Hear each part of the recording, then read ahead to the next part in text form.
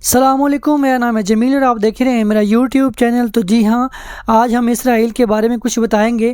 جب ہٹلر نے 1943 میں 60 لاکھ یہودیوں کا قتل عام کیا اور کچھ باقی چھوڑے یا ان کو بھگا دیا، تو ساتھ ہی ایک تاریخی جملہ بولا کہ میں یہ چند یہودی اس لیے زندہ چھوڑ رہا ہوں تاکہ دنیا کو آنے والے وقت میں پتہ چلے کہ میں نے ان کہ کن کرتوتوں کی وجہ سے ان کو قتل کیا، ان کی نسل کشی کی، ورنہ میں ایک بھی یہودی زندہ نہ چھوڑتا۔ اور آج دنیا ہٹلر کو یاد کر رہی ہے کہ اس نے کیوں چھوڑے چند یہودی بھی، ان کو بھی مار دیتا۔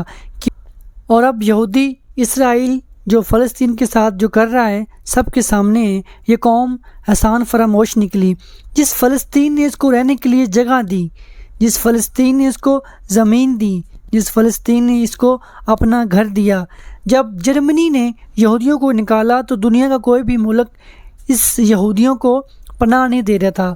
امریکہ کیا، کینیڈا کیا، کوئی بھی ملک آج جو امریکہ اس کا کھبا بنا ہوا ہے، اس نے بھی اس کے بحری جہازوں کو واپس بھیج دیا۔ تو یہ جو لوگ ہیں پھر نکلے ایسے ہی اپنے بحری جہازوں کے اوپر کچھ جملے لکھ دیے، جو جملے انہوں نے یہودیوں نے لکھے اپنے جہازوں کے اوپر۔ انہوں نے لکھا کہ the German destroyed our home and families, do not destroy our hope. یہودیوں نے اپنے بحری جہازوں پہ یہ لکھا ہوا تھا کہ جرمنی نے ہمارے گھر بار اہل و عیال کو تباہ کر دیا ہے، آپ ہماری اس امیدوں کو مت کچلنا۔ تو فلسطین جو ہے، فلسطین ایک مسلمان مملک تھا، تو اس کو ترس آ گیا، اس نے بولا ہمدردی اس کو آ گئی، اس سے ہوگی کہ ظلم ہوا اس کے ساتھ۔ تو یہودیوں نے اپیل کی کہ ہمیں اب جگہ دو رہنے کے لیے، تو اس کو ہمدردی پیدا ہو گئی فلسطین کو۔ تو اس نے انسانی ہمدردی کی بنیاد پر یہودیوں کو پناہ دے کر انہیں ایک نئی زندگی بخشی۔ پھر یوں ہوا کہ یہودیوں کو گھر اور زمین سب کچھ مل گیا، اور آج یہی وہ احسان فراموش یہودی قوم بچھو بن کر کے نام سے اپنا ایک ملک بنا لیا اور اپنے ہی موسن فلسطین کا قتل عام شروع کر دیا۔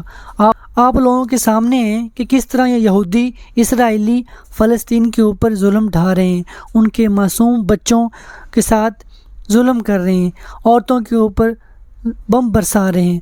فلسطین کے مطلب کہ فلسطین پر اتنا ظلم کر رہے ہیں، بم برسا رہے ہیں، کتنا ظلم ڈھا رہے ہیں میں بتا نہیں سکتا۔